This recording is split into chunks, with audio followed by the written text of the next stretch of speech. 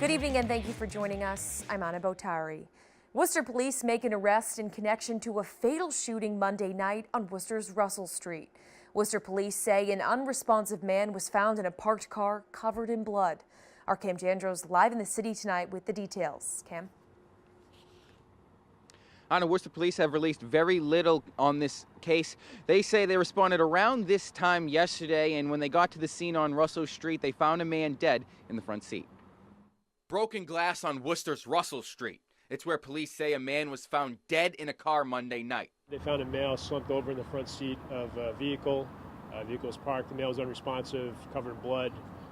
Called the paramedics who responded, brought him to the hospital. The male was pronounced dead at the hospital. Police say the man was the victim of several gunshot wounds. Officers arrested a 26-year-old Worcester man in connection to the shooting. But the arrest was today. Arrested Devin Rivera in connection with the death. Can't say the exact charges right now. They are pending. We will announce them when they come. But I can say it was arrested in connection with the death. Lieutenant Sean Murtha says the department will review area surveillance cameras in the neighborhood in hopes of finding evidence. He suffered gunshot wounds. He hasn't been officially ruled a homicide by the medical examiner's office. We do wait for them to give it the term homicide, but it certainly is a suspicious death as he was riddled with gunshot wounds. Now, the identity of the deceased is yet to be released. Anyone with any information on this case is asked to contact Worcester Police. Live in Worcester tonight, I'm Cam Jandro, Worcester News Tonight. 5 people suspected in a fentanyl distribution operation faced a judge in Worcester Tuesday. According to the district attorney's office, investigators searched this Grafton Street residence, finding a substance suspected to be fentanyl, a large amount of money, digital scales, and packaging materials. They found more of the substance at a Plantation Street residence as well. In total, they found approximately 320 grams of the substance and more than $26,000. All 5 people are charged with trafficking and to violate the law. 2 state legislators are backing a bill to make public higher education debt-free for all Massachusetts residents. State Representative Natalie Higgins is one of the advocates. She says the bill proposed with Senator Jamie Eldridge looks at reducing the tuition and mandatory fees to $0 at 2- and 4-year public universities and colleges. I'm concerned about just how inaccessible public higher education is becoming for my generation and potentially my kids' generation. 30 years ago when I was born in 1988, you could work a summer job and go to UMass Amherst and cover your tuition, your fees, your textbooks, your other costs. Today, just to cover your tuition and fees, you have to work 30 hours at minimum wage. Higgins says a lot of people have voiced their concerns with the cost which would come along with the bill. She says it will cost about $550 million to cover the cost at all 29 colleges and universities. That's not a lot. If we were to do a 1% excise tax on endowments, private college endowments over $1 billion, we would cover that. The bill is currently in committee. It would also include vocational education. A WPI professor's study shows both men and women have a negative view of women who drink alcohol. Psychology professor Janine Skarinko and colleagues from 2 other universities conducted 3 experiments. They showed more than 400 people photos of a young woman and man holding either a bottle of beer or a bottle of water. The results show both men and women view women who drink alcohol as less human and more sexually available. However, men who drink alcohol were not perceived the same way.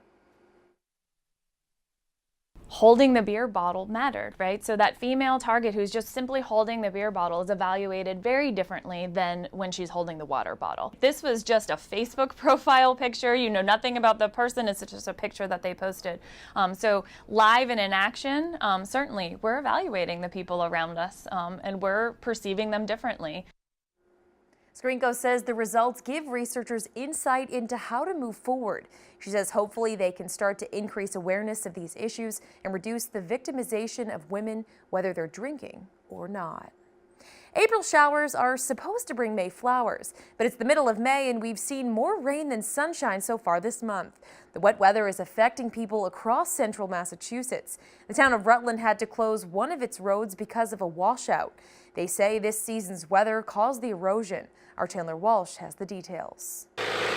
Emergency repairs are underway on this Rutland road, which is impassable Tuesday.